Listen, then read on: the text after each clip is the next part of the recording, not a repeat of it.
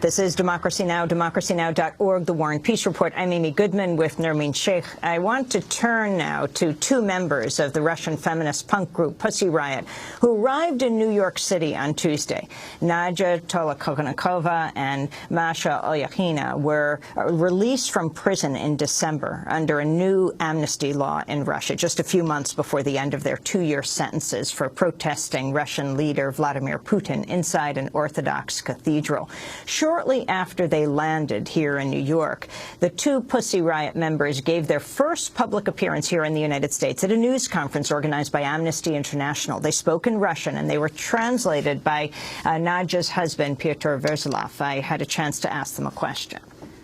Welcome, Masha and Nadia, to the United States. On this eve of the Olympics in Sochi, what message do you have for Americans?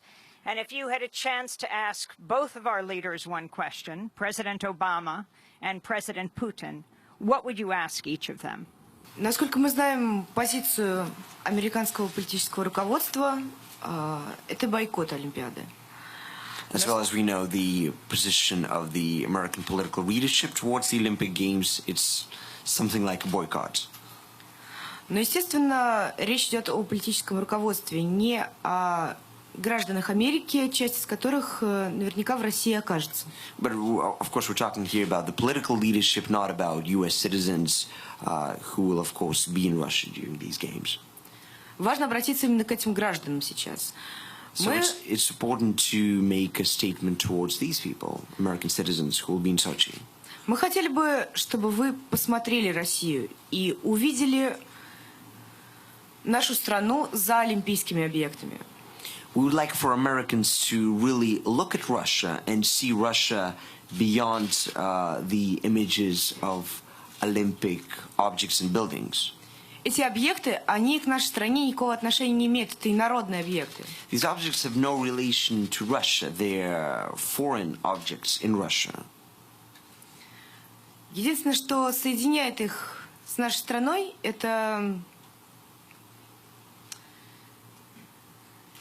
деньги налогоплательщиков, которые были украдены и на которые эти объекты были построены. The only thing which connects these objects to the country is taxpayer money, which has been stolen and which has been used to build up these Olympic objects.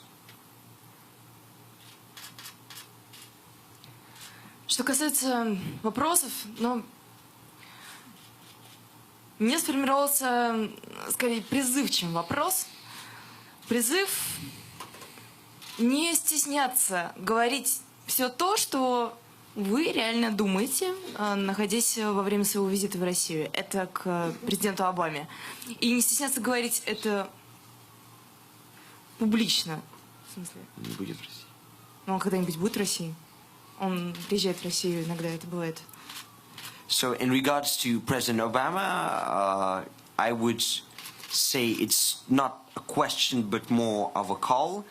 And this call and appeal is to not be afraid to publicly say your thoughts about what you feel is happening in Russia once you are there during your next visit. Вопрос Владимиру Путину не надоело? The question to Vladimir Putin, aren't you sick of it all? That was Nadia Tolokonnikova, before that Masha Olyakhina, two members of the Russian feminist group Pussy Riot, who were just released from Russian prison. They arrived in New York Tuesday. They will speak out tonight at the Barclays Stadium in Brooklyn at a big Amnesty International event. They are founding a new human rights group called Zona Prava, or Zone of the Rights. Dave Zirin, your response. First, in a sane world, Pussy Riot would be playing the opening ceremonies at the Sochi 2014 Olympics. Second of all, when they're at the Barclays Center, I hope they speak out about the displacement and stadium building that took place in Brooklyn to build that stadium. So these issues are international. And third, to say that that actually is something that Pussy Riot stands for. One of the things they've been speaking out here is the fact that the United States has the largest prison industrial complex in the world. They're visiting prisons. And I think that's got to be our approach to these entire Olympics. It's an opportunity for us to be educated about Russia, about injustice, to stand in solidarity with the many social movements in in Russia, but at the same time we have to realize that a lot of those movements in Russia have reflection here in the United States. And Jules Boykoff, one of the striking things that you point out, because a lot of people think that Olympics are a very good thing because they bring in a lot to the local economy, but you say against conventional wisdom that in fact the Olympics are not economically beneficial to host cities. Could you explain how that works? Certainly. One of the central myths of the Olympic machine is that when the Olympics roll into your town, it's going to amplify the economy, create jobs for everybody, and leave a wonderful trail in its wake. In reality, if you look at the work of independent academic economists, they'll tell you the opposite. That doesn't happen. And so if you don't want to take it from the independent academic economists, take it from Mitt Romney. Just the other week, he was asked about a potential 2024 Boston bid, being the former governor of Massachusetts, and he did some actual straight talk. He said, hey, it might be fun. We might have a lot of great sports come to town, and we might feel high-spirited for a little bit, but the Olympic Games are not a money-making opportunity. That's Mitt Romney there. Now, talk about the significance of Mitt Romney when talking about the Olympics with Utah and Salt Lake City. Absolutely, Amy, and that's why they turned to Mitt Romney in part because he came in to work with Rocky Anderson, the mayor of Salt Lake City, in the wake of the bribery scandals. So he was there in 2002 at the Winter Olympics in Salt Lake City. The bribery scandals of IOC members, of International Olympic Committee members, given scholarships for their kids to go to school and all sorts of other material benefits, as they later said it, sort of euphemistically in the report. Dave Zirin, you lay out the costs of these Olympics. What was your comparison of the costs of these Olympics, the statistics? Oh, sure. The low statistic is now $51 billion for these games. That is more than every single Winter Games. With the comparison you make this to? Yeah, well, there's so many comparisons. To make one road from the Olympic Village to the top of the ski mountain is going to cost $8.7 billion. Not only is that more than the entire price tag for the Vancouver Games, but they could have paved the entire road in beluga caviar, and it would have cost less than $8.7 billion. And what does that have to do with men's bathing suits? What does that have to do with it? Well, I quoted a professor in Brazil who said that statistics are like a mankini, which is, of course, like a Speedo that men wear in Brazil. He said they show so much, but they hide the most important parts. So they're not making money on this, although there are some who are making a tremendous amount of money. As John Carlos says, the reason why they only have the Olympics every 4 years is because it takes them 4 years to count all the money. The question is who gets it and who's left behind. Who gets it in Russia?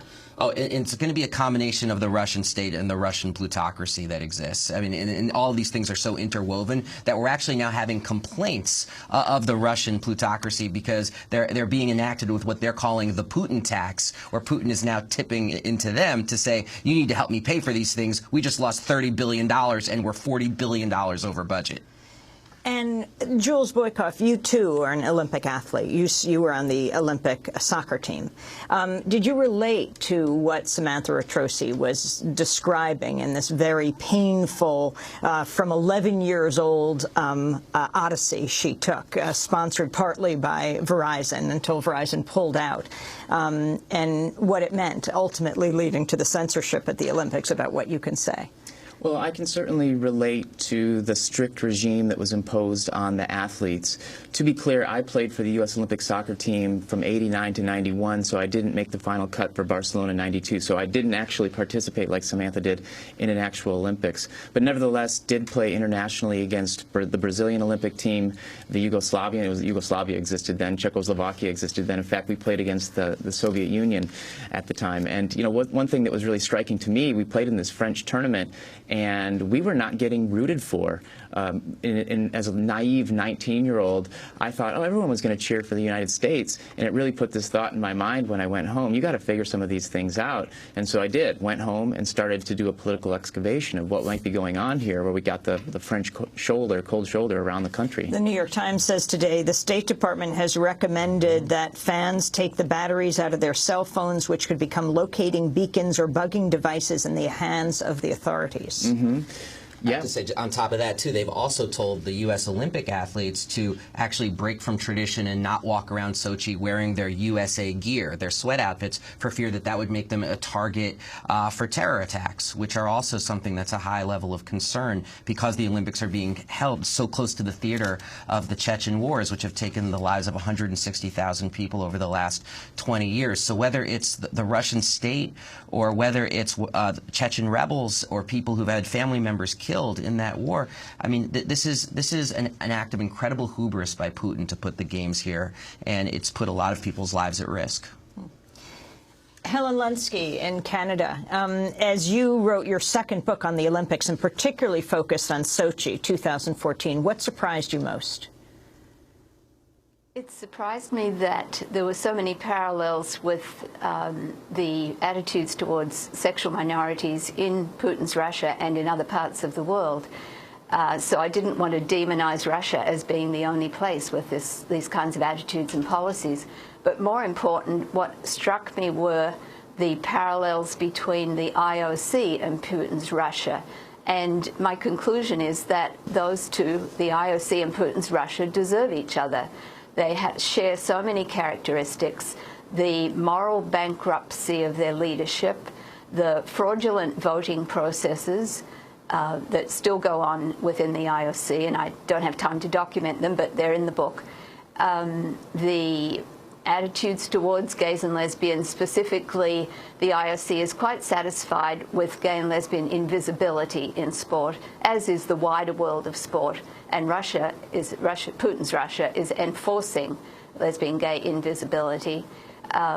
The reliance on this old argument that sport and politics don't mix, that this what I call magical thinking, that sport will solve all of the world's problems, that brings people together, it brings world peace, even not this particular rhetoric here, but it solves the problem of teen pregnancy. People have said that. So sport and magical thinking are common to both the IOC and Putin. And finally, Jules Boykoff, the boost to the security industry and policing. Absolutely. In general, with the Olympics, the security industry and local police make off in great shape. Basically, they treat the Olympics like their own private ATM machine, getting all the kind of military devices that they would never be able to get under normal political times. And that's a trend we've seen throughout numerous Olympics. Well, we'll see if this discussion happens when we're watching television throughout the Olympics, if it happens on NBC. All of these issues that you have all raised. Would you do it again, Samantha, if you could compete again? Or would you lead your childhood a little differently? That's a difficult question, because we have 10 seconds. I hate to tell you. I would say who I am politically today is really a reflection of what I went through as an elite athlete, and so no, I would not. I think the process of politicization that has the potential to happen as a result of that lifestyle, it's well worth what I went through. Trade nothing for my journey now. Is what well, Samantha Retrosi, I want to thank you for being with us. Jules Boykoff, his new book is called Celebration Capitalism in the Olympic Games. Thank you.